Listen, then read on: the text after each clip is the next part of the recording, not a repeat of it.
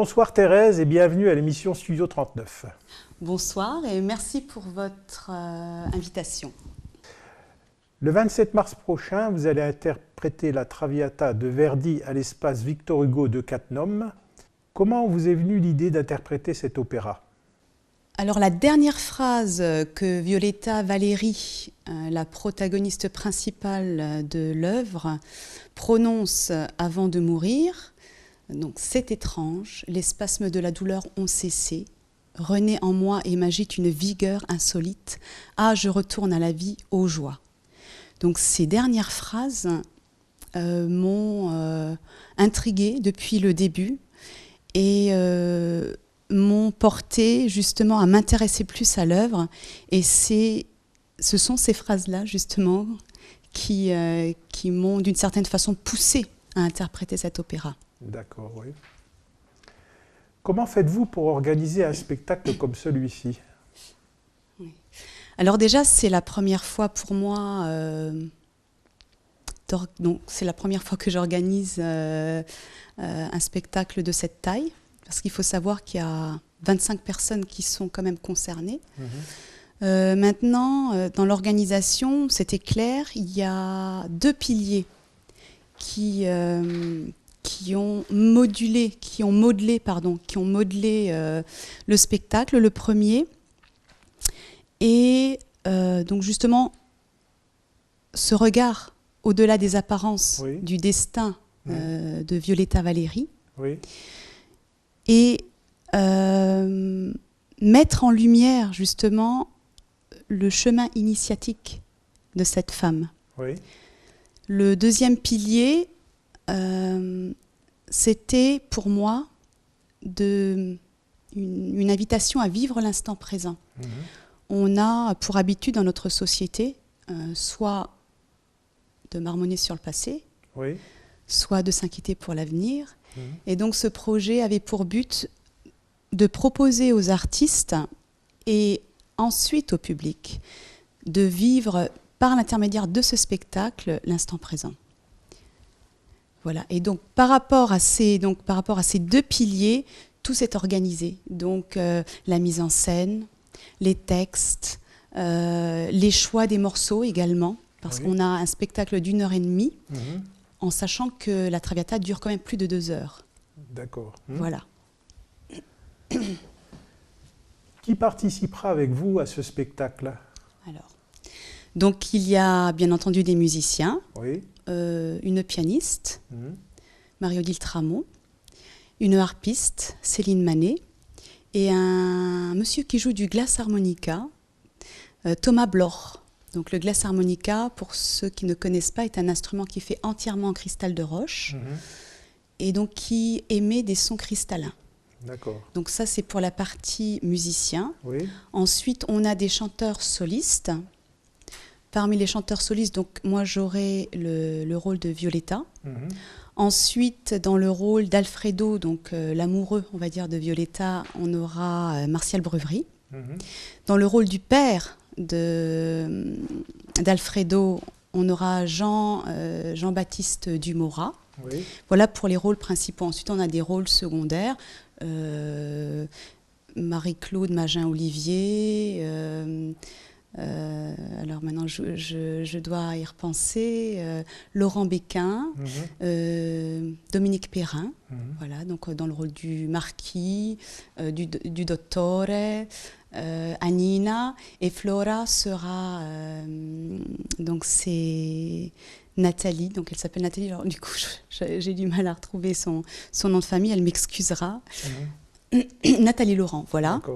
Voilà. Et ensuite on a des chœurs, voilà, donc dans les chœurs on est environ une dizaine, voilà.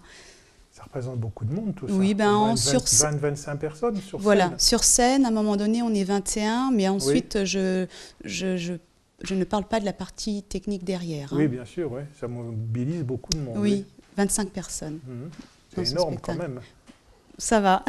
C'est sûr que pour moi, qui ai toujours chanté seule, soit accompagnée par une pianiste, soit par une harpiste, soit par un orchestre, de dire, ben voilà, non seulement tu vas chanter, mais en plus, tu vas devoir superviser une équipe de 25 personnes. C'est pas facile. Pourquoi la Traviata est un regard au-delà des apparences? Alors c'est le titre que j'ai donné à ce concert. C'est ça. Je veux dire, quelqu'un qui va voir la Traviata de Verdi, à l'affiche on verra la Traviata de Verdi. Voilà. Donc là j'ai vraiment voulu faire la différence. Donc c'est un concert qui s'intitule La Traviata de Verdi, un regard au-delà des apparences. C'est ça. Voilà. Donc maintenant, pourquoi j'ai choisi ce titre?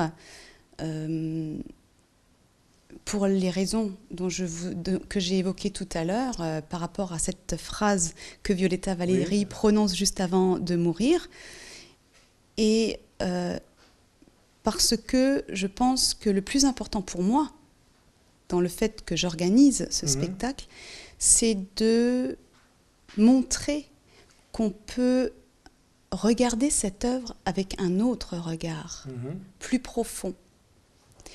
Et un regard au-delà des apparences, voilà, c'est ça ce que ça signifie. C'est, on ne va pas s'arrêter à ce que nos yeux d'humains, un peu avec des œillères, nous donnent à voir, mais d'aller au-delà de ça et de regarder en fait le cadeau de vie que représente la Traviata de Verdi. D'accord. Voilà. Comment la Traviata devient-elle Violetta? Bonne question. Alors c'est vrai que dans le choix des morceaux pour ce concert, parce que je me focalise vraiment sur l'histoire de Violetta et comment montrer justement, montrer ou démontrer ou expliquer cette dernière phrase. Voilà. Et comment Traviata devient-elle Violetta? Traviata, en italien, signifie dévoyer.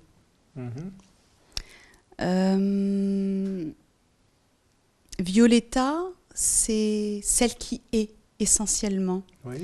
Et Traviata, c'est celle qu'on veut bien qu'elle soit. Donc Violetta, la Traviata, bien entendu, au début, on voit c'est une demi-mondaine, bien entendu, il y a des hommes qui l'entretiennent, etc. Mais c'est pas la vie qu'elle a choisie, c'est la vie que son père, parce que bon, on va plus loin, donc il y a la Dame aux camélias, à la base, c'est un livre, donc c'est une femme très belle, très jeune, que son père vendait à des hommes âgés. Mais elle, du coup, elle savait faire que ça. Et quand ses parents sont décédés, elle s'est dit, pour vivre, qu'est-ce que je vais faire? Parce qu'on m'a dit que j'étais finalement. Et on voit d'ailleurs, de toute façon, dans l'œuvre, on sait qu'elle est atteinte d'une maladie, donc la phtisie, qui est une maladie, plutôt, je pense, pulmonaire, et qui, à mon sens, montre bien qu'en fait, elle a du mal à vivre vraiment sa propre vie. Voilà. Et donc, comment la Traviata devient-elle Violetta, c'est-à-dire celle qu'elle est véritablement? Justement, par ce processus alchimique de libération qui nous est raconté dans la Traviata. D'accord. Voilà.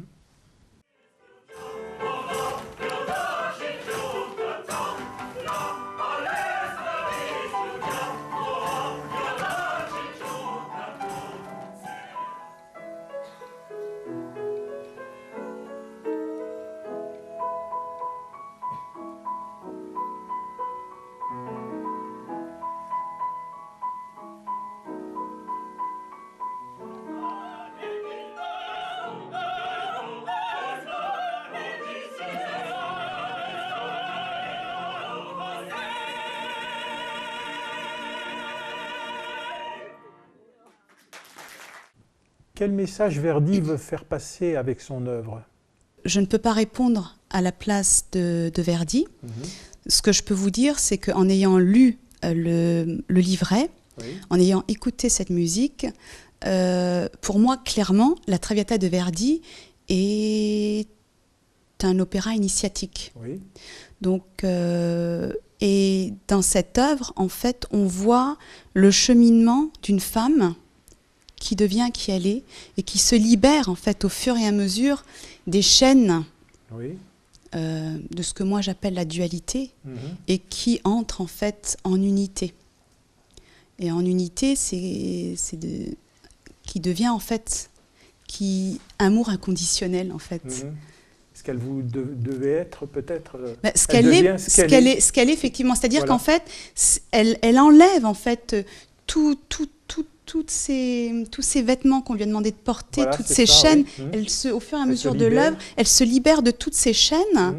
Là aussi. Ce qu'elle est. Voilà, et elle se révèle en tant que Violetta, en tant qu'être. Voilà. Et donc moi, le message que je souhaiterais faire passer, c'est un peu de dire, Violetta, c'est quoi? C'est la chenille qui devient papillon. C'est ça. Tout simplement. Et on a bien entendu, ça peut être tragique de voir certaines choses, mais quand on se libère de chaînes, c'est pas toujours facile. Mais cette femme... Elle fait confiance en fait à son choix, parce qu'elle fait un choix au début. Elle fait le choix quand même de l'amour. Et face à ce choix, à un moment donné, elle s'abandonne complètement. Voilà. Et le message, voilà, c'est ça. C'est un exemple de confiance. D'accord. Voilà.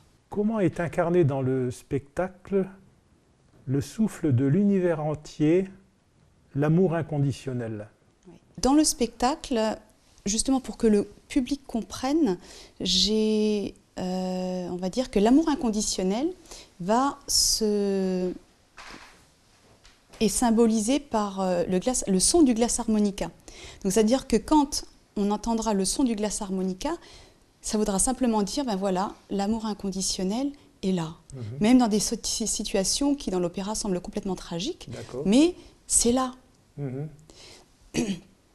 Mais en fait, celle qui vraiment incarne l'amour inconditionnel, c'est Violetta. Pourquoi? Parce que l'amour inconditionnel, donc, pour moi, clairement, nous sommes tous des étincelles d'amour, mais ensuite, on révèle ou on ne révèle pas. On déploie ou on ne déploie pas. Donc, en fait, comme c'est un chemin initiatique, qu'est-ce qui se passe? C'est qu'en fait, Violetta dit oui à l'amour inconditionnel qui se présente à elle par l'intermédiaire de la déclaration d'amour d'un jeune homme, Alfredo. Et à partir de ce moment-là, donc tout ce qui va lui arriver, tout qui a l'air effectivement, qui n'est pas vraiment beau à voir ou à entendre, va lui permettre justement de faire grandir cette étincelle d'amour, cette étincelle de vie. Et tout à la fin de l'œuvre, justement avant de prononcer cette phrase, elle ne dit plus les hommes implacables avec moi. Elle ne parle plus du tout des hommes de cette façon-là. Elle n'est plus du tout en résistance de dire il n'arrive pas, c'est trop tard. Et elle ne pense plus au fait que peut-être que le retour de l'homme qu'elle aime va la sauver. Parce que d'ailleurs, quand il revient, elle se rend bien compte que de toute façon, il ne la sauve pas. Et c'est à ce moment-là, quand elle a justement, elle se laisse aller, c'est là où intervient le miracle. C'est là où a lieu le miracle. C'est étrange. Les spasmes de la douleur ont cessé. Renaît en moi et m'agite une vigueur insolite. Ah, je retourne à la vie. Et là, elle est pleinement amour inconditionnel. Des pieds à la tête. Face caméra, dites à nos téléspectateurs pourquoi ils doivent venir voir ce spectacle exceptionnel, plutôt, je dirais, le vivre.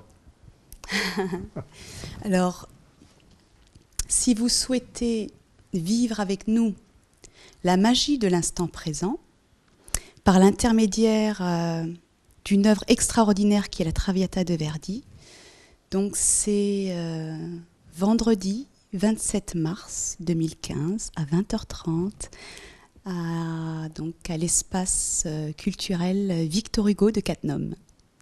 La chenille qui devient papillon, c'est Violetta, mais ça peut être également chacun d'entre nous. Merci Thérèse pour votre présence à cette émission Studio 39. Donc je vous souhaite un franc succès pour cette représentation donc, le 27 mars. J'espère qu'il y aura un public nombreux et qui sauront apprécier donc, tout ce que vous nous avez dit ce soir, les messages qui vont être transmis par votre intermédiaire au sujet de Violetta. Merci beaucoup, bonne soirée. Merci beaucoup à vous aussi et bonne soirée également.